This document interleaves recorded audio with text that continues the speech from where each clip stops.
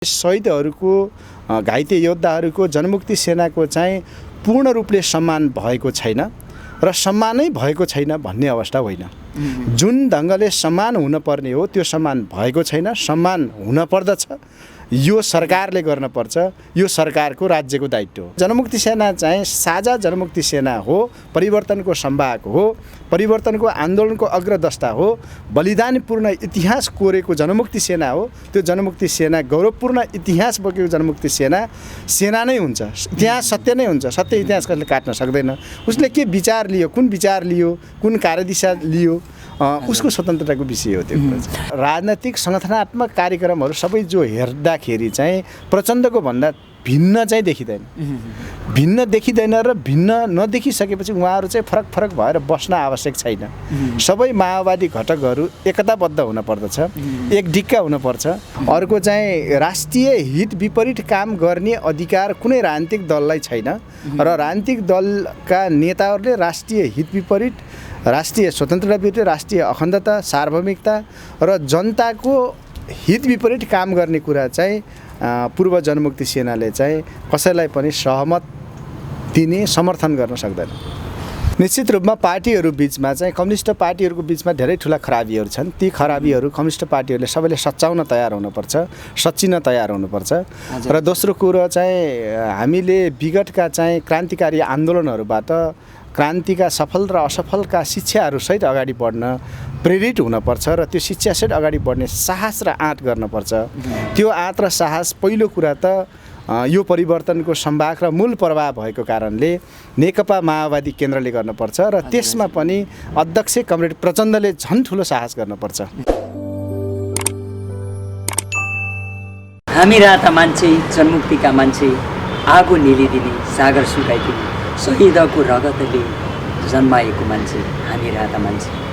आज जनमुक्ति सेना दिवस, जनमुक्ति सेना दिवसको अवसरमा यहाँहरूलाई हार्दिक स्वागत गर्दै आज हामी जनमुक्ति सेनाकै बारेमा कुराकानी गर्न लागिराखेका छौँ। कुराकानीका लागि पूर्व जनमुक्ति सेनाका बटालियन कमान्डर कमरेड मिलन हुनुहुन्छ। हामी उहाँसँग राष्ट्रियता, जनतन्त्र र जनजीविकाको बारेमा कुराकानी गर्नेछौँ भने पूर्व जनमुक्ति सेनाको त्यो शौर्य, त्याग, तपस्या र साहसको बारेमा पनि कुराकानी गर्नेछौँ। हाम्रो भिडियोलाई अन्तिमसम्म हेरेर साथ दिनुहोला। कस्तो लाग्छ जस्ताको तस्तै प्रतिक्रिया दिनको लागि हामी अनुरोध गर्दै हामी उहाँसँग कुराकानी जोड्न चाहन्छौँ। आजको हाम्रो कार्यक्रममा यहाँलाई स्वागत छ। धन्यवाद हजुरहरूको सपरिवारलाई पनि। अब नेपालमा माओवादी जनयुद्ध चल्यो, जनयुद्धले जनमुक्ति सेना निर्माण गर्यो। त्यो जनमुक्ति सेनाले कैयौँ घाइतेहरूलाई छोडेर, कैयौँ शहीद परिवारलाई छोडेर, कैयौँ त्यस्तै बेपत्ता परिवारलाई छोडेर अहिले कुन अवस्थामा छ भन्ने पनि कल्पना नगर्न सकिने अवस्थामा पुग्यो। त्यो जनमुक्ति सेनाको त्याग, तपस्या, समर्पणहरू कहाँ चुके भनेर आज समीक्षा गर्ने दिन भएको हो कि होइन भन्ने प्रश्न यहाँ खडा भएको बेलामा आज जनमुक्ति सेना दिवस, जनमुक्ति सेना दिवसलाई हजुरले कसरी सम्झिरहनु भएको छ र थोरै कुरा गर्ने गरिदिनु होला। जनमुक्ति सेनाको इतिहास भनेको गौरवपूर्ण इतिहास हो र इतिहास एउटा सत्य हुन्छ। त्यही इतिहासको जगमा आजको परिवर्तन सम्भव भएको हो। हजुर हजुर। यस परिवर्तनमा चाहिँ अग्र मोर्चामा आफ्नो वीरता, साहस र बलिदान र शौर्यका बिचमा जुन प्रदर्शन गर्यो जनमुक्ति सेनाले, त्यो साहस, वीरता र बलिदानको बिचबाट आज सङ्घीयता, धर्मनिरपेक्षता, समानुपातिक, समावेशी र समतामूलक समाजको अभ्यास भइरहेको छ। हजुर हजुर। यस सन्दर्भमा जनमुक्ति सेना कुन अवस्थामा छ, कस्तो अवस्थामा छ, जनमुक्ति सेनाले के गरिरहेको छ र जनमुक्ति सेनाले आज कुन अवस्थामा छन् भन्ने कुरा जहाँ यहाँले भन्नुभयो, यो जनमुक्ति सेनाको समायोजन र पुनर्स्थापना पछि उत्पन्न परिस्थितिका कारण जनमुक्ति सेनाका कमान्डर अनि योद्धा कमरेडहरूले कष्टकर जीवन बिताइरहनु भएको छ र समाजमा जुन जीवन बिताइराख्नु भएको छ त्यो जीवन दुःखदायी त छ, पीडादायक त छ र असाध्य अप्ठ्यारो र जटिल ढङ्गले त बाँच्न विवश हुनुहुन्छ। तर जस्तोसुकै अवस्थामा भए पनि जनमुक्ति सेनाको गौरवपूर्ण इतिहासलाई राज्यले, यो समाजले र अहिलेका राज्यका जुन एजेन्डाहरूमा देश चलिरहेको छ यो एजेन्डाले सम्मान गर्नुपर्छ, उहाँहरूलाई सम्झिनुपर्छ र उहाँहरूका वेदना पीडा र भावनाहरू बुझिनुपर्छ भन्ने कुरा म यहाँ समक्ष राख्न चाहन्छु। अब जनमुक्ति सेना नेपाल त्यस्तो गौरवपूर्ण बाटोबाट अगाडि बढ्दै जाँदा अहिले छैन, त्यो आफ्नो ठाउँमा भयो, तर जनमुक्ति सेनाको त्यो इतिहास अहिले राज्यले त्यसलाई सम्बोधन गर्ने प्रकारको भएको छ या यो कसैले नदेख्ने ठाउँमा पुग्यो? आज समीक्षा गर्दाखेरि तपाईँलाई कस्तो अनुभव हुन्छ? म सर्वप्रथम आजको दिनलाई जनमुक्ति सेनाको कमान्डर हुनुको हैसियतले यस अर्थमा सम्झिन चाहन्छु र जनमुक्ति सेनाका चाहिँ शहादत प्राप्त गर्नुहुने जनमुक्ति सेनाका शहीद आदरणीय शहीद कमरेडहरू र जनमुक्ति सेनाका घाइते बेपत्ता योद्धाहरू प्रति म एकमुष्ट श्रद्धाञ्जली र घाइते योद्धाहरूको शीघ्र स्वास्थ्य लाभ र आजको विशेष दिनमा म उहाँहरूको परिवारजनप्रति विशेष स्मरण गर्न चाहन्छु। हजुर हजुर। अब म यो गौरवपूर्ण दिन पनि भन्नुभयो, मैले तपाईँले एउटा विगतलाई सम्झाउन चाहन्छु। यो गौरव गर्ने ठाउँ, तपाईँ त जनमुक्ति सेनाको सुप्रिमो कमान्डरको अङ्गरक्षक, त्यसमा पनि कमान्डर भएर हिँड्नु भएको मानिस हुनुहुन्छ, कमान्डर हुनुहुन्छ। त्यो कमान्डरले आज आफै गौरव गर्ने ठाउँ व्यक्तिगत रूपमा पाएको छ कि छैन? यसमा गौरव गर्ने ठाउँ पायो कि पाएन भन्दा गौरव गर्ने ठाउँ पाएको छ र गौरवको अनुभूति गर्न पाएको छैन। हजुर हजुर। गौरव गर्ने ठाउँ यसरमा पाएको छ कि जनयुद्ध, जनआन्दोलन, मधेस आन्दोलन लगायतका आन्दोलनहरूले चाहिँ राष्ट्रिय एजेन्डाहरू आज स्थापित गरेको छ। त्यसकारण गौरव गर्न पर्ने र गौरव हुनपर्ने र गौरवान्वित हुनपर्छ भन्ने कुरा मेरो हो। र दोस्रो कुरा, गौरवको अनुभूति बच्चा एउटाले जन्मायो तर अर्कोले हुर्काउन खोजिरहेको छ। त्यसकारण जसले बच्चा जन्मायो त्यसले नै हुर्काउँदा त्यो शिशुको स्याहार सुसार गर्ने र त्यसले नयाँ प्रकारको जीवन पाउने हुन्छ। त्यसकारण त्यस अर्थमा चाहिँ गौरव अनुभूति गर्न पाएन भन्ने मात्रै हो। अब यो एकदमै सान्दर्भिक कुरा र यो आन्दोलनको बिचको सबभन्दा मेनु भागकै कुराकानी गर्नुभयो। अब यो आन्दोलन अथवा तपाईँले त्यो गौरवको अनुभूति भएको छैन भनेर भन्नुभयो, जनमुक्ति सेनालाई बुझाइयो उतातिर, अनि त्यो जनमुक्ति सेनासँगै त्यो बच्चा पनि बुझाइयो कि अथवा खोजेर कसैले लगेर अनुभूति गर्न पाउनु भएन? होइन, हामीले दुईवटा कुरा भनेका छौँ। हामीले चाहिँ जनयुद्धबाट हामी पूर्ण रूपमा शासन व्यवस्था चाहिँ माओवादी पार्टीको नेतृत्वमा चाहिँ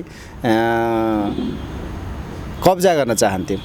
हामी चाहिँ नेपालको शासन व्यवस्थालाई चाहिँ सामन्ती राजतन्त्रलाई अन्त्य गरेर हामी चाहिँ जनवादी शासन व्यवस्था स्थापना गर्न चाहन्थ्यौँ। हजुर हजुर। त्यसका लागि हामीले चाहिँ 80% भूभाग कब्जा गरेर समग्र देशका सबै प्रशासनिक निकायहरूमा विजय प्राप्त गर्दै हामी अगाडि बढिरहेकै थियौँ। हजुर।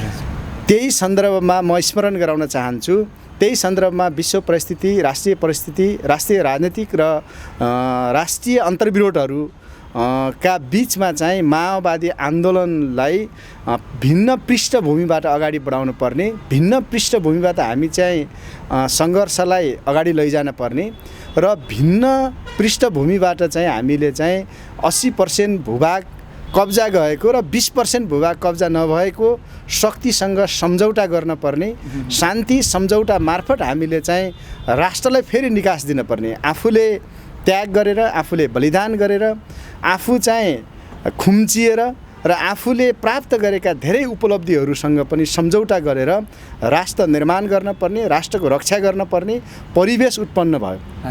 त्यसकारण यो परिस्थितिका बिचबाट हामी अगाडि बढ्दै गर्दा हामीलाई गौरव गर्ने इतिहास र गौरवपूर्ण इतिहासलाई कोरेर अन्तिम अवस्थामा हामी पुग्दै गर्दा, विजयको सन्निकट पुग्दै गर्दा हामीले सहमति गऱ्यौँ, सम्झौता गऱ्यौँ। सम्झौता र सहमतिकै क्रममा निश्चित रूपमा चाहिँ जनयुद्धका पहलकर्ता माओवादी र 7 राजनीतिक दल बिचमा जे शान्ति सम्झौता भयो, शान्ति सम्झौताले चाहिँ जनमुक्ति सेनाका सहयोद्धाहरू, आदरणीयहरू र समग्र जनयुद्धका सहयात्री र जनयुद्धका एजेन्डाहरूलाई चाहिँ केही मर्का परेको कुरा सत्य हो र त्यो मर्का परिसकेपछि हामी राष्ट्रका लागि, जनताका लागि, मुलुक निर्माणका लागि चाहिँ आफू अन्यायमा परे पनि सहमति गर्न पर्ने बाध्यतामा माओवादी जनयुद्ध आइपुग्यो। त्यो जनयुद्ध आइपुग्दा जनमुक्ति सेना पनि बाध्यतावश सम्झौता गर्ने अवस्थामा आइपुग्यो।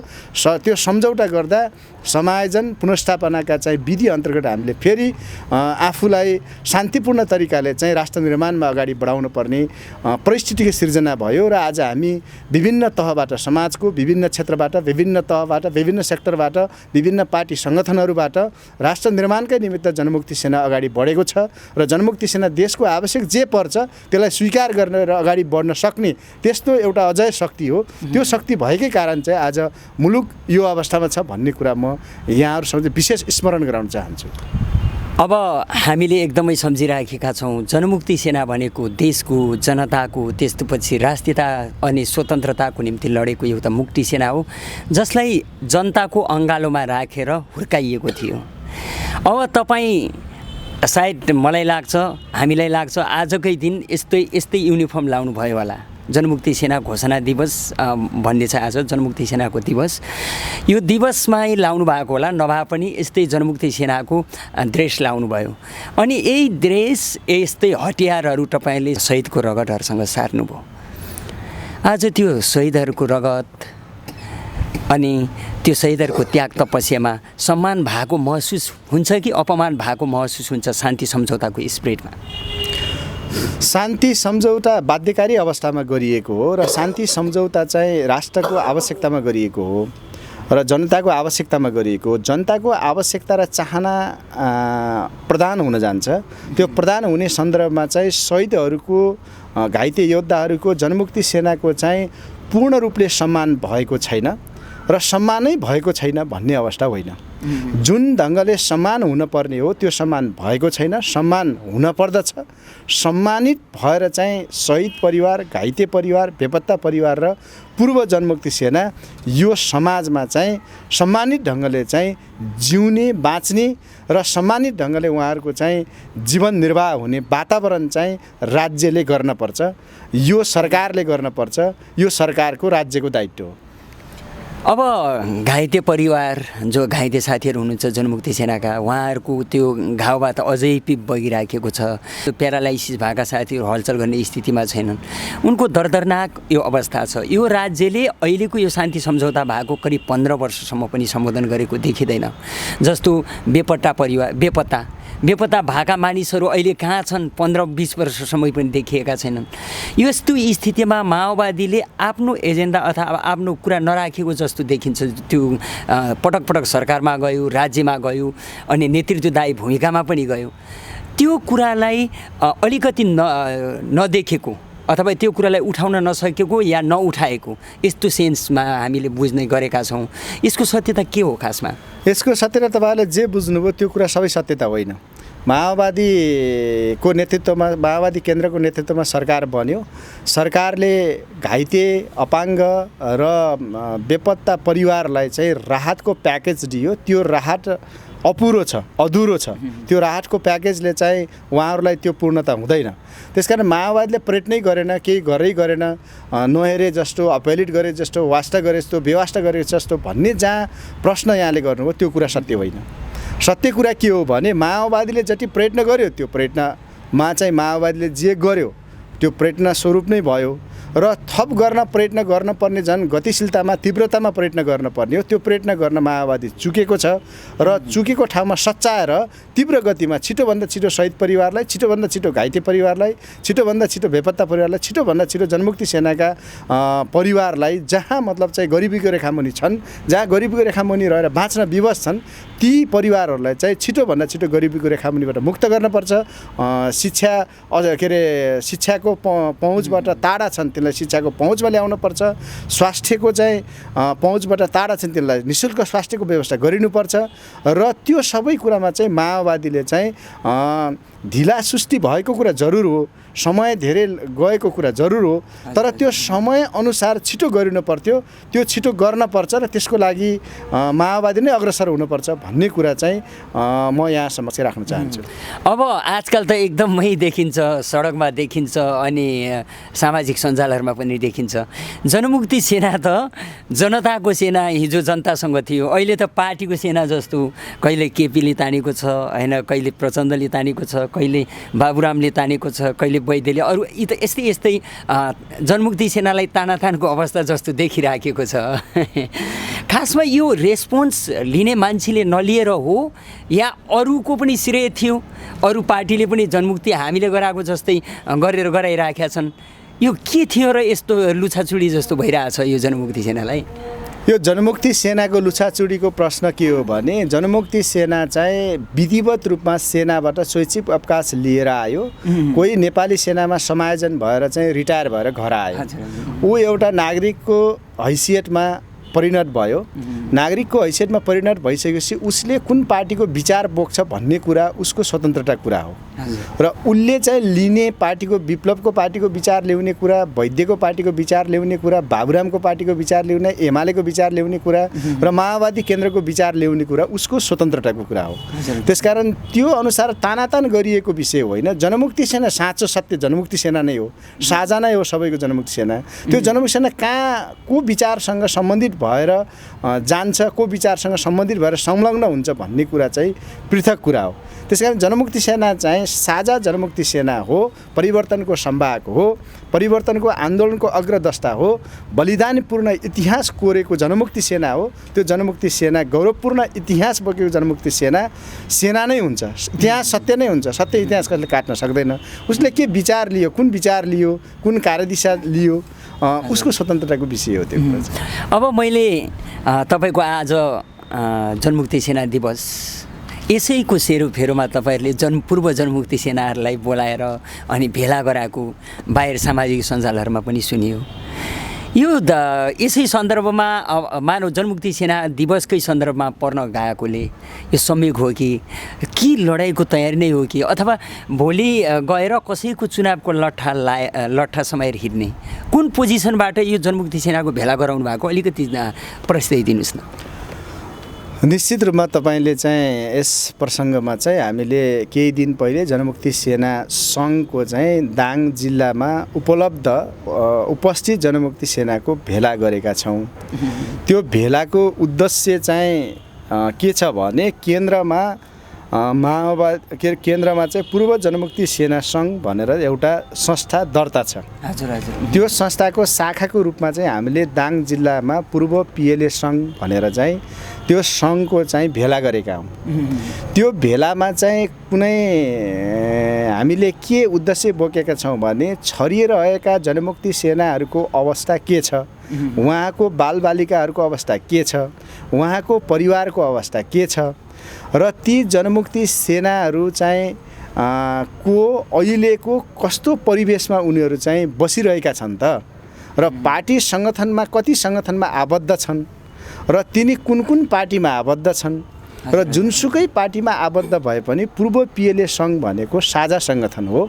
त्यो साझा सङ्गठनमा चाहिँ पूर्व पिएलए सङ्घमा चाहिँ आबद्ध गर्ने, गोलबन्द गर्ने र पूर्व पिएलएको चाहिँ पूर्व पिएलए संस्था बनाएर जाने, कुनै संस्था नाफामूलक संस्था बनाएर जाने, त्यो संस्था साझा हुने, जहाँ पिएलएको चाहिँ आफ्नो इतिहासको चाहिँ रक्षा गर्नका लागि चाहिँ रक्षा गर्नका लागि चाहिँ त्यो संस्थाले भूमिका खेलोस् र पूर्व पिएलएका स्वतन्त्रताका अभिव्यक्तिहरू आफ्ना केही चाहिँ ठकान मेटाउने, भारी बिसाउने, उनका भित्रका खुल्डुलीहरू राख्ने र खुल्डुलीहरू अभिव्यक्त गर्ने थलोको रूपमा साझा चाहिँ बनाएर हामी अगाडि बढ्ने उद्देश्यमा भेला आधारित छ।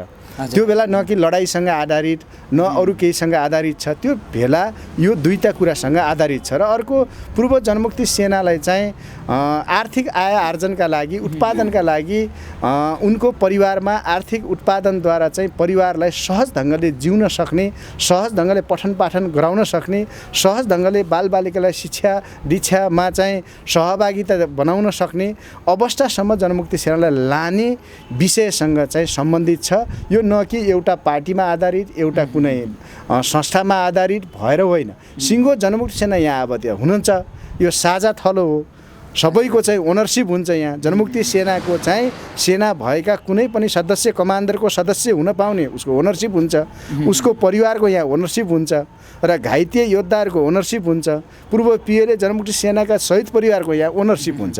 त्यसैले यो सबैको साझा थलोको रूपमा चाहिँ हामीले यसलाई लिएर जाने र यो संस्थालाई चाहिँ एउटा साझा संस्थाको रूपमा लिएर जाने र फेरि चाहिँ त्यहाँ विचार विमर्श छलफल अन्तर्क्रियाद्वारा र एउटा आय आर्जन हुने लायक उत्पादनसँग चाहिँ जनमुक्ति सेना पूर्व जनमुक्ति सेनालाई चाहिँ जोड्ने र जोडेर चाहिँ आज जुन अवस्थामा चाहिँ गरिबीको अवस्था बेरोजगारीको अवस्था जुन छ त्यो बेरोजगारी र गरिबीको अवस्थाबाट चाहिँ पूर्व जनमुक्ति सेनालाई अन्त्य गर्ने र अलिकति रोजगारमूलक उत्पादनमूलक आय आर्जनमूलक चाहिँ ढङ्गले चाहिँ अगाडि बढाउने, त्यसमा राज्यले सपोर्ट गर्न मिल्ने, राज्यले सपोर्ट गर्ने साझा सङ्गठनको रूपमा सपोर्ट गर्न सकोस् र हामीले व्यक्तिगत रूपमा पनि जनमुक्ति सेनाले चाहिँ उत्पादनलाई जोड दिएर आफ्नो जीवनस्तर उठाउन सकियोस् भन्ने उद्देश्यसँग सम्बन्धित छ। यो कुनै अरू चाहिँ सङ्घर्षसँग अरू चाहिँ चुनावसँग अरू कोहीसँग सम्बन्ध छैन। चाहिँ निश्चित रूपमा जनमुक्ति सेना विभिन्न मैले अघि भने बाबुरामको पार्टी, विप्लवको पार्टी, वैद्यको पार्टी, प्रचण्डको पार्टीमा आबद्ध छन्। म प्रचण्डको पार्टीमा आबद्ध छु। मेरो पार्टीमा आबद्ध भएको जति पनि साथीहरू हुनुहुन्छ उहाँहरूले चुनावमा मलाई सहयोग गर्नुहुन्छ, विप्लव पार्टी विप्लवलाई सहयोग गर्नु उहाँहरूको स्वतन्त्रताको कुरा हो। ठिक छ। अब सबभन्दा जनमुक्ति सेनालाई चिन्ता अनि दुःख भनेको यो माओवादी आन्दोलन धरापमा नपरोस् भन्ने नै हुनुपर्छ सायद मेरो विचारमा। किनभने सबभन्दा बढी त्याग तपस्या गरेको, सबभन्दा बलिदानको नजिक गएको र बलिदान समर्पण गरेको त्यो योद्धा भनेको जनमुक्ति सेना हो जस्तो लाग्छ। अब यो जनमुक्ति सेनाले यदि भोलि तपाईहरुले संगठनको रूप पनि दिनुभयो, यो तपाईहरुको संगठन अझै राम्रो हुँदै जाओस्, विभिन्न संगठनहरु छन् जस्तै भूपू सैनिक संगठन, यस्तै संगठनहरु छन्। तपाईहरुको यो भूपू जनमुक्ति सेना नेपालको संगठनको एकदम उत्तर प्रगतिको कामना हामी गर्दछौँ। अब कहिलेकाहीँ भन्दा पनि नेपालको राष्ट्रिय सङ्कट छ, नेपालमा राष्ट्रियताको धेरै सङ्कट छ। हिजो माओवादीले रोल्पा रुकुममा बङ्कर खनाउँदै हिँड्यो, भारतीय विस्तारवादसँग लड्ने, अमेरिकी साम्राज्यवादसँग लड्ने। तर अहिले भारतीय विस्तारवाद र अमेरिकी साम्राज्यवादले रात दिन कहिले तुइनबाट मान्छे खसाल्ने, कहिले भूमि अतिक्रमण गर्ने, कहिले विकास निर्माणको नाममा चाहिँ नि राज्यलाई एकदम डोमिनेट गर्ने खालको कार्यहरू गरिराखेको छ। यदि आइपर्यो भने जनमुक्ति सेनाले हतियार उठाउला अथवा राष्ट्रको लागि केही गर्न सक्ला भन्ने चाहिँ अरू मान्छेको अपेक्षा हुन्छ नि। तपाईँहरूको योजनामा के हुन्छ? निश्चित रूपमा तपाईँले भने जस्तो माओवादी आन्दोलनबाट हामीले चाहिँ माओवादी आन्दोलनबाट चाहिँ आन्दोलनले स्थापित गरेका एजेन्डाहरू र माओवादी आन्दोलनलाई अगाडि बढाउने सन्दर्भमा त्यो कुनै नेतालाई पनि चाहिँ छुट छैन कि यो आन्दोलनबाट विमुख हुने, चाहे चाहिँ प्रचण्ड, चाहे बाबुराम, चाहे वैद्य, चाहे विप्लव, उहाँहरू नेताहरूलाई कुनै नेताहरूलाई पनि चाहिँ माओवादी आन्दोलनले स्थापित गरेका मूल्य मान्यता र आजका एजेन्डाहरूलाई अगाडि बढाएर चाहिँ बिचमा अल्पत्र पार्ने अधिकार उहाँहरूलाई छैन। यदि उहाँहरूले अधिकार त्यो सबै कुरालाई चाहिँ अल्पत्र पार्नुभयो, ठिक ढङ्गले चाहिँ माओवादी आन्दोलनलाई अगाडि बढाउन सक्नु भएन, आन्दोलनलाई ठिक ढङ्गले अगाडि बढाएर जान सक्नु भएन र जानु भएन भने र विमुख हुन थाल्नुभयो भने पनि जनमुक्ति सेनालाई खबरदारी गर्नेछ र सचेत बनाउन, सतर्क बनाउनेछ, पहिलो कुरा। दोस्रो कुरा, राष्ट्रियताको सन्दर्भमा जनमुक्ति सेनाले चाहिँ राष्ट्रिय आन्दोलनलाई चाहिँ सधैँ अगुवाई गर्छ, राष्ट्रिय आन्दोलनलाई अगुवाई गर्छ र राष्ट्रिय आन्दोलनका निमित्त जनमुक्ति सेना चाहिँ जस्तोसुकै सङ्घर्ष गर्न पनि तयार हुन्छ। त्यसकारण आवश्यकतामा चाहिँ राष्ट्रिय आन्दोलनको आवश्यकता आइपरे जनमुक्ति सेना चाहिँ चुप लागेर बस्दैन। जनमुक्ति सेनाले चाहिँ त्यसको अभिव्यक्ति गर्ने कुरामा होस्, सङ्घर्ष गर्ने कुरामा होस्, वा उसले हरेक राष्ट्रिय एजेन्डाहरूलाई चाहिँ राष्ट्रियताको सन्दर्भमा चाहिँ बोल्नका लागि वा उसले सङ्घर्ष गर्नका लागि जस्तोसुकै सङ्घर्षमा पनि तयार हुन्छ।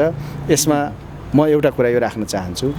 दोस्रो, निश्चित रूपमा नेपालमा राष्ट्रियता अलिक कमजोर हुन खोजेको हो या राष्ट्रियता चाहिँ माथि खतरा आइलाग्न खोजेको हो भन्ने तपाईँले जहाँ प्रश्न राख्नुभयो, हामीसँग एउटा प्रष्ट वैदेशिक नीति निर्माण गर्न आवश्यक छ। विदेश नीतिको चाहिँ जरुरी छ, त्यो राज्यको प्रश्न हो। राज्यले प्रष्ट ढङ्गले चाहिँ एउटा वैदेशिक नीति निर्माण गरेर, विदेश नीति निर्माण गरेर राष्ट्रियताका मुद्दाहरूमा चाहिँ पुनरावलोकन गर्ने कुरा, छलफल गर्ने कुरा र राष्ट्रियता बलियो बनाउनका लागि चाहिँ छिमेकी मुलुकहरूसँग राम्रोसँग चाहिँ छलफललाई मतलब चाहिँ विधिगत तरिकाले, वैज्ञानिक तरिकाले, वस्तुवादी तरिकाले र नेपाललाई आफ्नो देशलाई फाइदा हुने तरिकाले चाहिँ अलिकति चाहिँ माथि उठेर छलफल गर्न आवश्यक छ जस्तो लाग्छ। किनभने आज राष्ट्रियता कमजोर भनेको भूगोलका आधारले राष्ट्रियता कमजोर हुने होइन। आज प्रविधिले, विज्ञानले, सूचना सञ्चारले, संस्कृतिले, संस्कारले र राजनीतिक रूपले पनि चाहिँ हामीले राष्ट्रियतालाई मजबुत बनाएर जाने सन्दर्भमा चाहिँ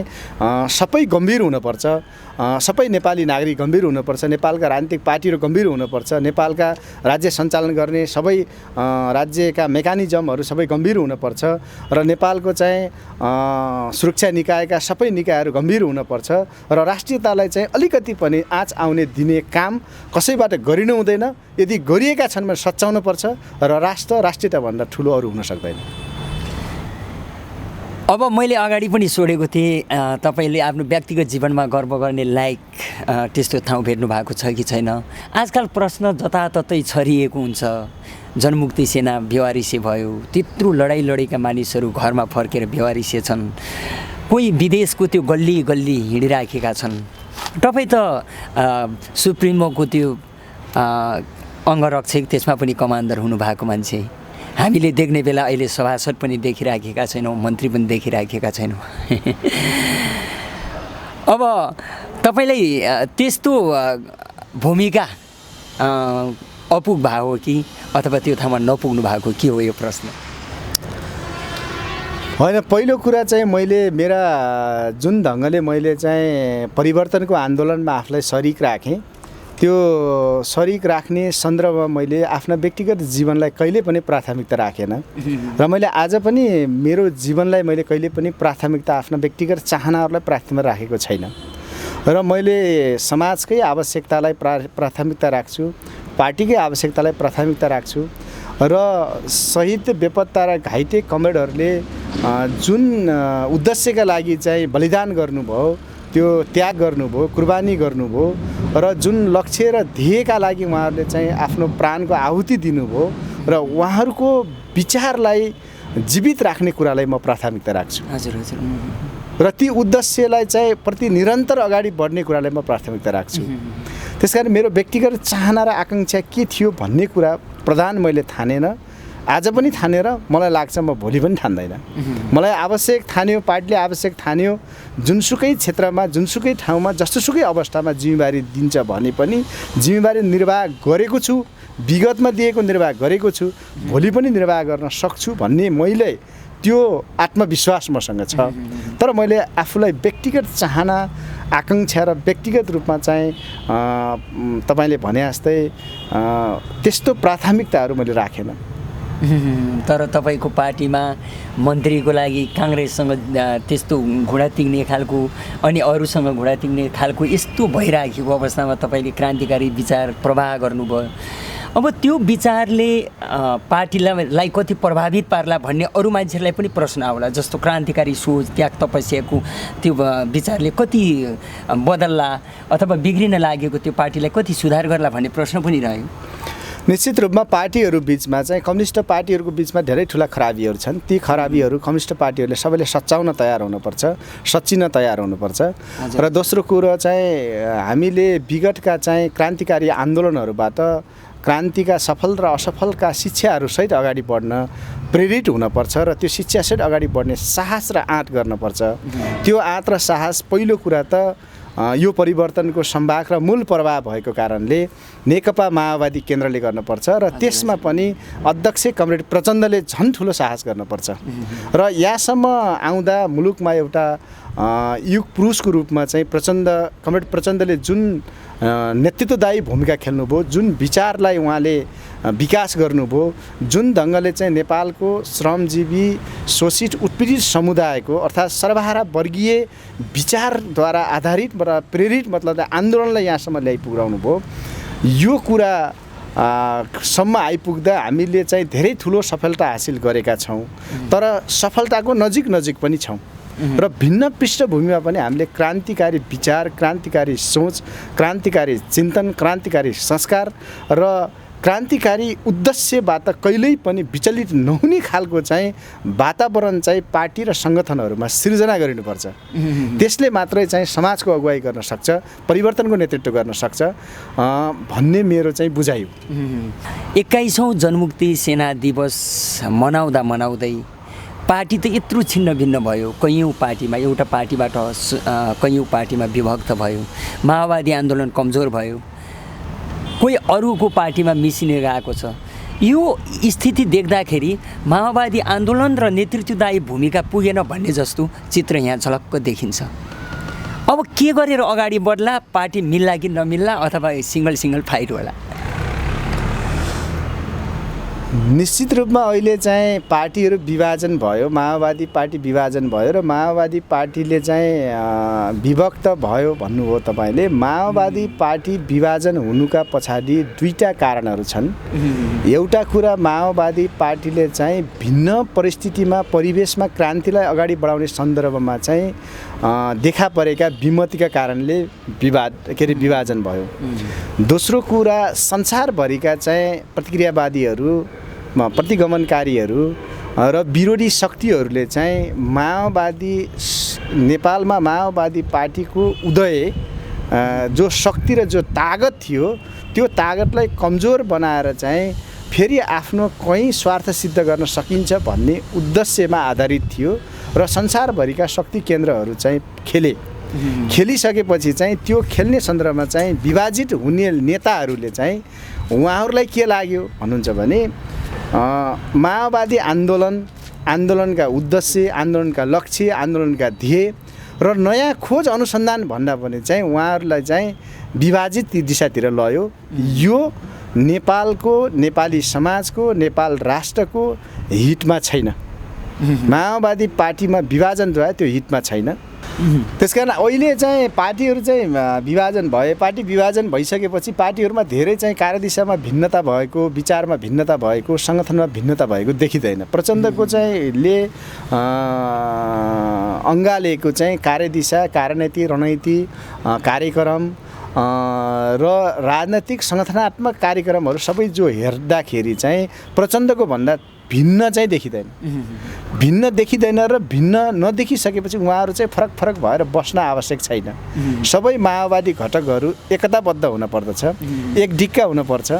एक ढिक्का र एकताबद्ध भएर चाहिँ माओवादी आन्दोलनको यहाँसम्म पुर्याएको पनि उहाँहरू नेताहरूले नै हो र अध्यक्ष कमरेड प्रचण्डकै नेतृत्व हामी यहाँसम्म आइपुगेका हौँ र थप अगाडि जानलाई पनि चाहिँ हामीले थप समीक्षा गरेर त्यसको चाहिँ सकारात्मक नकारात्मक शिक्षा लिएर र कसरी आन्दोलनलाई अगाडि बढाउन सकिन्छ भन्ने कुराको चाहिँ खोज अनुसन्धान गरेर, संश्लेषण गरेर निष्कर्ष निकालेर अगाडि बढ्नुपर्छ भन्ने कुरा चाहिँ म तपाईँहरूसँग राख्न चाहन्छु।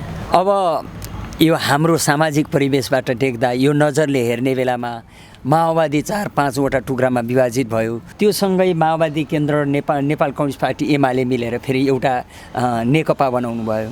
त्यसमा पनि फेरि विभाजन आयो। अब तपाईँले समीक्षा गर्ने यो अरू पार्टीका अथवा अरू दलहरूलाई भन्दा पनि आफ्नो पार्टीलाई समीक्षा गर्ने स्थिति आएन भने क्या मैले देख्ने बेलामा हाम्रो पार्टीलाई समीक्षा गर्न पर्ने, पार्टीका खराबीहरू सच्याउनु पर्ने कुरामा र जरुर आयो। तपाईँले भनेको ठिक हो, हामी सच्याउँछौँ। अब हामीले चाहिँ स्थानीय चाहिँ लेभलबाट वडा चाहिँ सम्मेलन हुँदै, पालिका सम्मेलन हुँदै, प्रदेश सम्मेलन भएर हामी राष्ट्रिय सम्मेलन अथवा महाधिवेशनमा जाँदा हामीले धेरै कुरा सच्याउँछौँ। र म यहाँहरूलाई के प्रश्न गर्न चाहन्छु भने 7 राजनीतिक दल एकातिर र नेकपा माओवादी एकातिर हो। त्यसकारण चाहिँ नेकपा माओवादीले चाहिँ कम्युनिस्ट वामपन्थी विचारको नेतृत्व गर्दथ्यो र 7 राजनीतिक पार्टीहरूको बिचमा चाहिँ गिरिजाप्रसाद कोइरालाले नेतृत्व गरेको पार्टीको चाहिँ अथवा हामीले भने चाहिँ लेफ्टिस्ट को नेतृत्व प्रचण्डले गर्नुहुन्थ्यो। राइटिस्ट पार्टीहरू र लोकतान्त्रिक पार्टीहरूको नेतृत्व चाहिँ के अरे गिरिजाप्रसाद कोइरालाले गर्नुभएको थियो। यस सन्दर्भमा चाहिँ कमरेड प्रचण्डले चाहिँ जुन ढङ्गले चाहिँ पार्टीभित्र विभाजन भयो, टुटफुट भयो, विघटन भयो, हामीले चाहिँ तालमेल गऱ्यौँ, कार्यगत एकता गऱ्यौँ, विभिन्न मोर्चाहरूमा सहभागी भयौँ र हामी चाहिँ यी नेकपा एमालेसँग माओवादी केन्द्र र नेकपा एमाले बिचमा एकता गऱ्यौँ हामीले। एकता पछि फेरि विभाजन भयौँ र विभाजन भएर आज फेरि हामीले चाहिँ माओवादी घटक मात्रै होइन, माओवादी घटक सहितको मतलब चाहिँ कम्युनिस्टहरूको चाहिँ केन्द्रीकरण र एकीकरण गर्न आवश्यक छ र कम्युनिस्ट केन्द्र बनाउनु पर्छ र केन्द्र बनाएर मात्र चाहिँ मुलुकको चाहिँ राजनीतिक स्थायित्वतिर मुलुकलाई लान सकिन्छ भन्ने कुरामा चाहिँ कहीँ कतै लुकेको छ जस्तो मलाई लाग्दैन। कमरेड प्रचण्डले प्रष्ट गर्नुभएको छ, यही लाइन हो अहिलेसम्म चाहिँ यहाँसम्म हामी एकता गर्न परेको, टुटफुट भएको, विभाजन भएको र सबै कुरा के हो भने एउटै कम्युनिस्ट केन्द्र बनाउनुपर्छ र कम्युनिस्ट केन्द्रको नेतृत्व कमरेड प्रचण्डको वरिपरि हुनुपर्छ भन्ने कुरा नै मूल कुरा हो। त्यसैले कन्फ्युजन भयो, अन्योलता भयो, अकर्मण्यता भयो, कहीँ के हो भने जस्तो भयो भन्ने जहाँ यहाँले प्रश्न गर्नुभयो त्यो कुरामा चाहिँ यी कुरा नबुझ्नेहरूलाई अकर्मण्यता हो, कन्फ्युजन हो। तर प्रश्न छ कि हाम्रो शान्ति प्रक्रियापछि हामी शान्तिपूर्ण प्रतिस्पर्धामा अगाडि बढ्नुपर्छ।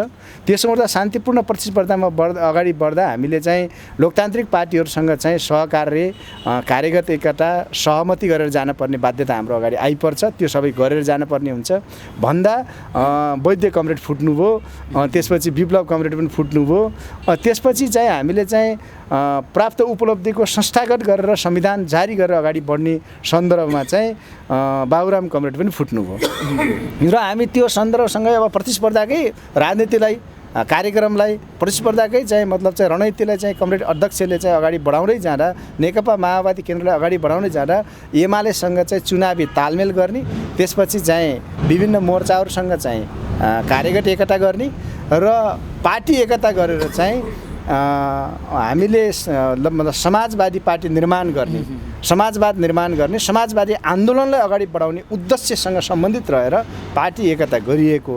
तर संसारभरिका विरोधी, खराबी र भित्रका प्रतिगमनकारीहरू र प्रतिशोधपूर्ण ढङ्गले चाहिँ जुन ढङ्गले चाहिँ पार्टी चाहिँ फेरि एमाले र माओवादीलाई चाहिँ विभाजित भयो, फेरि विभाजन भयो। यो विभाजन पछि पनि चाहिँ एमाले घमण्डको डम्फु बजाइरहेको छ र घमण्डको डम्फुभित्र चाहिँ एमालेको पराजय भेटिन्छ र माओवादी केन्द्रले चाहिँ अझै भनिरहेको कुरा के हो भने माओवादी घटकहरूलाई एक ठाउँमा ल्याउनुपर्छ र वामपन्थी पार्टीहरूलाई नि एक ठाउँमा ल्याउनुपर्छ। प्रतिगमनकारीहरू बाहेक अरू सबै वामपन्थीहरूलाई एक ठाउँमा ल्याउनुपर्छ र शक्तिशाली कम्युनिस्ट केन्द्र बनाएर चाहिँ मुलुकलाई फेरि पनि स्थायित्वतिर लगेर मुलुकको समृद्धिको दिशालाई अगाडि बढाउनुपर्छ भनेर अध्यक्ष कमरेड प्रचण्डले प्रष्ट भन्नुभएको छ। यसमा कोही कन्फ्युजन हुनुपर्ने कुरा छैन।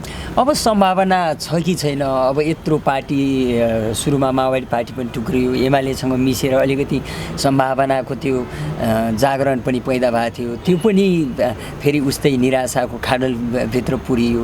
अब कति सम्भावना देखिन्छ र के छ सम्भावनाको आधारहरू यत्रो पार्टीहरू जम्मा होलान् भनेर? त्यसको दुईटा सम्भावना छ। एउटा कुरा माओवादी पार्टीले अहिले चाहिँ देशैभरि आफ्नो सङ्गठन विस्तार गरेको छ। सङ्गठन विस्तार गर्दाखेरि चाहिँ तल सम्मेलन गर्दै जाँदा महाधिवेशनसम्म गइपुग्दा माओवादी पार्टी सुदृढ हुनुपर्छ, केन्द्रीकृत हुनुपर्छ, एकीकृत हुनुपर्छ र माओवादी पार्टी भित्रका खराबीहरू माझेर चाहिँ सफा पार्टी बन्नुपर्छ। सफा पार्टी बनेर चाहिँ सबै कम्युनिस्ट घटकहरूलाई विभाजित मतलब चाहिँ माओवादी घटकहरू सबै कम्युनिस्ट पार्टीहरूलाई चाहिँ माओवादी केन्द्र अर्थात् कम्युनिस्ट केन्द्रमा लैजाने साहस र आँट अध्यक्ष कमरेड प्रचण्डले गर्नुभयो भने त्यो सम्भावना छ। सम्भावना देख्नुहुन्छ। अब म यहीसँग यो टुटफुटकै प्रसङ्गसँग जोड्न चाहन्छु। माओवादी पार्टी यो वैद्य, बाबुराम अथवा प्रचण्ड यस्तो नाम भनेर छुट्याउँदै हिँड्न त एकदमै सजिलो भयो। तर यो माओवादी आन्दोलनको त्यो लक्ष्य उद्देश्य चाहिँ पुरा होला, पुरा गर्न सकेला भन्ने कुरा चाहिँ छिन हुँदै गयो। कहिलेकाहीँ तपाईँले यसो एकान्तमा सोच्दै गर्दाखेरि शहीद परिवारहरू उनीहरूको त्यो सपना त्यो 5 लाखमा 10 लाखमा यस्तो हिसाब गरिएको थियो कि के थियो खासमा? तपाईँको प्रश्न नै चाहिँ मतलब चाहिँ अलिकति चाहिँ ऊ छ, तपाईँको प्रश्नप्रति मेरो अलिकति असहमति छ र मूल कुरा के हो भने चाहिँ हामीले 5 लाख 10 लाख पैसामा हिसाब गरिएको कुरा होइन। माओवादी आन्दोलन भनेको एउटा परिवर्तनको सम्भाग हो, परिवर्तनको सम्भाग हो र परिवर्तनको सम्भाग भएकै कारणले पनि राष्ट्र निर्माणमा कुनै पनि राष्ट्र निर्माण गर्दा कुनै पनि चाहिँ शासन व्यवस्थामा परिवर्तन गर्दा बलिदान हुन्छ। तर बलिदानी हुँदा कहीँ मतलब चाहिँ परिवर्तनको आन्दोलनले विजय प्राप्त गर्छ, कहीँ पराजय प्राप्त गर्छ। र यसर्थ माओवादी आन्दोलनले पराजय बिहोरेको होइन, माओवादी आन्दोलनले विजय नै प्राप्त गरेको, तर पूर्ण विजय प्राप्त गरेको होइन।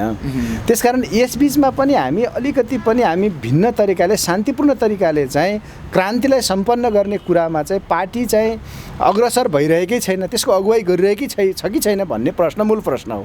त्यसकारण शहीद परिवारलाई, बेपत्ता परिवारलाई, घाइते परिवारहरूलाई सम्बोधन कसरी गर्ने, सम्बोधन गर्नुपर्ने कुरामा सम्बोधन गर्नपर्छ भन्ने कुरामा चाहिँ पार्टी अविचलित हुनपर्छ, नेतृत्व अविचलित हुनपर्छ।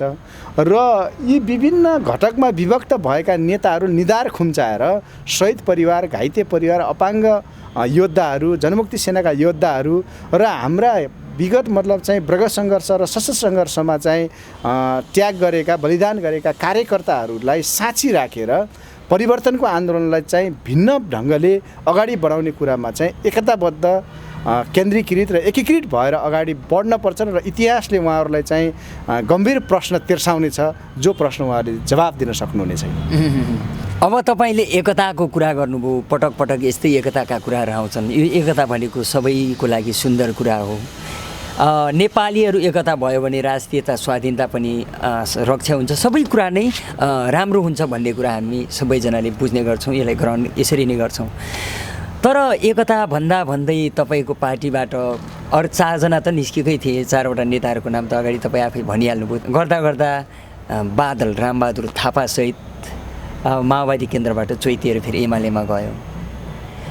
यसमा प्रश्न छ नि, तपाईँ यो विचारधारात्मक कामले काम गरेन कि अथवा उनले नै सुन्दर विचार त्यो समातेर गएको, के कुरा हो त्यस्तो उनीहरू उता जानुपर्ने? अब हामी पार्टी एकतापछि अदालतबाट पार्टी विभाजन भयो। पार्टी विभाजन हुँदाखेरि चाहिँ दुईटा कुरा थियो। जनताको बिचमा चाहिँ प्रतिगमनलाई प्रश्रय दिने कि जनताको सार्वभौम स्वतन्त्रतालाई प्रश्रय दिने, अर्थात् जनताको सार्वभौम अधिकारलाई प्रश्रय दिने भन्ने कुरा मूलभूत कुरा थियो। त्यसकारण म जनमुक्ति सेनाको एउटा कमान्डर हुनुको हैसियतले चाहिँ जतिजना बादल, तोपबहादुर, लेखराज र प्रभु शाह र मणि थापा जहाँ प्रतिगमनको मतियार भएर जानुभयो र उहाँहरूलाई जनमुक्ति सेना, शहीद परिवार, घाइते अपाङ्ग योद्धाहरूप्रति उहाँहरू गद्दार हो भन्ने मैले बुझेको छु। उहाँहरूले चाहिँ यो विचार मन परेको थिएन भने विचार यो पार्टीमा राख्न सकिन्थ्यो। उहाँहरू तटस्थ बस्न सक्नुहुन्थ्यो, जनताको पक्षमा उभिन सक्नुहुन्थ्यो र उहाँहरूलाई महान मान्छे बनाउने, एउटा रामबहादुरलाई चाहिँ रामबहादुर थापा बादल बनाउने, तोपबहादुर रायमाझीलाई तोपबहादुर रायमाझी बनाउने, गृहमन्त्री बनाउने, उपप्रधानमन्त्री बनाउने, लेखराजलाई मन्त्री बनाउने, प्रभु शाहलाई मन्त्री बनाउने, मणि थापालाई मणि थापा बनाउने कुरा चाहिँ सामान्य बलिदानबाट, कुर्बानीबाट, सामान्य त्यागबाट बनेको होइन। यो माओवादी पार्टीको सामान्य पार्टी नेतृत्वदेखि, नेतादेखि कार्यकर्ताले ठुलो लगानी गरेर, ठुलो परिश्रम गरेर, ठुलो मेहनत गरेर, ठुलो बलिदान गरेर उहाँहरूलाई हामीले चाहिँ त्यो स्तरमा उठायौँ र उहाँहरूले आज पार्टीप्रति, जनमुक्ति सेनाप्रति, शहीद परिवारप्रति, घाइते योद्धाहरूप्रति र पार्टी नेतृत्वप्रति उहाँहरूले चाहिँ गद्दार गर्नुभयो। उहाँहरूलाई कुनै पनि त्यस्तो स्थान हुँदैन। अब उहाँहरू कुनै पनि त्यस्तो स्थान हुँदैन कि उहाँ सुध्रिएर, सच्चिएर, माफी मागेर यो पार्टीमा फर्किनु भयो भने पनि उहाँहरूले क्षमा दिन सकिँदैन। त्यस्तो खतरनाक, त्यस्तो गद्दारी हो यो। जहाँ राष्ट्रियताको निमित्त चाहिँ मुद्दा उठिरहेको थियो, जहाँ राष्ट्रिय रूपमा चाहिँ प्रतिगमन भइरहेको थियो, अग्रगमन र पश्चगमनको चाहिँ नारा लागिरहेको थियो, गणतन्त्र, धर्मनिरपेक्ष संघीयता समाप्त गरेर केपी ओलीले चाहिँ मुलुकलाई फेरि पनि पश्चगमन दिशा ढल्न खोजिरहेको बेला उहाँहरू पश्चगमनकै त्यो योगदान गरेर, त्यति बलिदान गरेर, त्यति त्याग गरेर चाहिँ निर्माण गरेका नेताहरूले, नेतृत्वहरूले चाहिँ कार्यकर्तालाई, जनमुक्ति सेनालाई, शहीद परिवारलाई, घाइते अपाङ्गलाई र यो नेतृत्व गर्ने पार्टीको नेकपा माओवादी केन्द्रको नेतृत्व समेतले जहाँ धोका दिनुभयो, त्यो धोका चाहिँ इतिहासले क्षमा दिने लायक धोका हो। इतिहासले क्षमा दिएर त्यो धोकामा चाहिँ माफी उहाँहरूले पाउनुहुन्छ जस्तो मलाई लाग्दैन। अलिकति मैले यही कुरालाई कोट्याउन चाहन्छु, होइन? के अरे टोपबहादुर राईमाझीले एउटा कार्यक्रममा कम्युनिस्टहरू होइन माओवादी केन्द्र अनि यो गद्दारको सन्दर्भ पनि जोडिएको छ। प्रचण्डले मिसाएको एमालेसँग हामी त त्यहीँ रहेको मात्रै हो, प्रचण्डले फेरि छोडेर गएको भन्ने कुरा चाहिँ अभिव्यक्त गर्नुभएको। बिल्कुल गलत कुरा हो त्यो, किनभने नेकपा एमालेसँग एकता गर्ने भन्ने विषयमा रामबहादुर थापा, टोपबहादुर राईमाझी, लेखराज भट्ट, प्रभु शाह र मणि थापा चाहिँ केन्द्रीय समिति र ठाई समितिमा हुनुहुन्थ्यो। उहाँहरू चाहिँ त्यो त्यति बेलाको चाहिँ नेकपा माओवादी केन्द्रको निर्णयमा उहाँहरूले त्यो कुरा किन असहमति राख्न सक्नु भएन? किन एमालेसँग एकता गर्न हुँदैन भने किन राख्नु भएन? र उहाँहरू बाहिर गएर चाहिँ प्रचण्डले मिस्या भनेर, अरू कसैले मिस्या भनेर आफ्नो चाहिँ दक्षिणपन्थी संशोधनवादी चाहिँ विचार प्रवृत्ति र चाहिँ आफ्नो चाहिँ आफूले पार्टीप्रति गरेको चाहिँ जनताप्रति गरेको चाहिँ गल्तीलाई चाहिँ प्रचण्डको टाउकोमा हालेर चाहिँ उहाँ उम्किने अधिकार उहाँलाई छैन। ठिक छ, अब यो राजनीतिक विषयवस्तुलाई यहीँ राखेर आफ्नो कोण, आफ्नो विश्लेषण होला, उनीहरूको आफ्नै कोण होला, तपाईँहरूको आफ्नै विश्लेषण होला। अब जनताको बारेमा धेरै सोचनीय कुरा आयो नेपालमा। अब एमसिसी अनि यस्तै प्रत्येक दिन अगाडि पनि भन्नुभयो भूमि लुटिएका कुराहरू, हेक्टरका हेक्टर भूमि लुटिएका कुराहरू आइराखेको छ। यो राष्ट्रियता सम्बन्धी माओवादी पार्टीको अधानका कुरा हुन्छ नि, जस्तै अहिले एमसिसी पास गर्नको लागि पनि प्रचण्ड नै अगाडि बढेका हुन् भन्ने चाहिँ आरोप कहीँ कतै आइराखेको हुन्छ। तपाईँ न्युजमा पनि सुनिरहनु भएको होला। अहिले एमसिसीको बारेमा के छ पार्टीको भोइस तपाईँले जानकारी भएको? यो एमसिसी भन्ने प्रोजेक्ट चाहिँ का बारेमा चाहिँ पार्टीभित्र छलफल चलिरहेकै छ। यो चाहिँ अध्यक्ष कमरेडले पनि प्रष्ट भन्नुभएको छ। यसलाई चाहिँ परिमार्जन गरेर, संशोधन गरेर र साझा सहमतिका आधारमा चाहिँ यसको बारेमा चाहिँ छलफल गर्न सकिन्छ भन्नुभएको छ। त्यो छलफल निष्कर्ष के निस्किन्छ त्यो निष्कर्ष पछि नै बाहिर आउने नै छ। त्यो कुरामा म यहाँभन्दा बढी भन्न चाहेन। अर्को चाहिँ राष्ट्रिय हित विपरीत काम गर्ने अधिकार कुनै राजनीतिक दललाई छैन र राजनीतिक दलका नेताहरूले राष्ट्रिय हित विपरीत, राष्ट्रिय स्वतन्त्रता विरुद्ध, राष्ट्रिय अखण्डता, सार्वभौमिकता र जनताको हित विपरीत काम गर्ने कुरा चाहिँ पूर्व जनमुक्ति सेनाले चाहिँ कसैलाई पनि सहमत दिने, समर्थन गर्न सक्दैन। देश, जनता र दुनियाँको निम्ति तपाईँको राजनीतिक यात्रा अझै सफल हुँदै जाओस्। फेरि कुराकानीमा हामी सरिक हुनेछौँ। आज जनमुक्ति सेना दिवस, यहाँ लगायत यहाँका जनमुक्ति सेनाहरूलाई हामी शुभकामना व्यक्त गर्न चाहन्छौँ र अन्तमा छुटेको कुरा केही छ भने राखिदिनु होला। आज गौरवपूर्ण इतिहास बोकेको जनमुक्ति सेना दिवसको अवसरमा जनमुक्ति सेनाका सुप्रिम कमान्डर कमरेड प्रचण्ड लगायत जनमुक्ति सेनाका डेपुटी कमान्डरहरू, जनमुक्ति सेनाका डिभिजन कमान्डरहरू, सबै तह र तबकाका कमान्डर र योद्धाहरूप्रति म यस सेना दिवसको अवसरमा सर्वप्रथम हार्दिक शुभकामना व्यक्त गर्न चाहन्छु र उहाँहरूको जुन अवस्थामा हुनुहुन्छ, जहाँ हुनुहुन्छ त्यही क्षेत्रबाट उहाँहरूले परिवर्तनको आन्दोलनलाई चाहिँ फेरि पनि उहाँहरूले चाहिँ आन्दोलनलाई अगाडि बढाउने भूमिकामा चाहिँ सरिक हुनुहुनेछ भन्ने कुरा पनि म यस अवसरमा सरिक हुँदै आफ्नो सेना दिवसलाई चाहिँ आत्मैदेखि गर्वका साथ, गौरवका साथ ग्रहण गर्दै अगाडि बढ्नुहुनेछ भन्ने आशा अपेक्षासहित म यस जनमुक्ति सेना दिवसको अवसरमा म हार्दिक शुभकामना व्यक्त गर्न चाहन्छु। समय दिनुभयो, यहाँलाई धेरै धेरै धन्यवाद। धन्यवाद यहाँहरूलाई पनि र आफ्नो विचार राख्ने अवसर दिनुभएकोमा।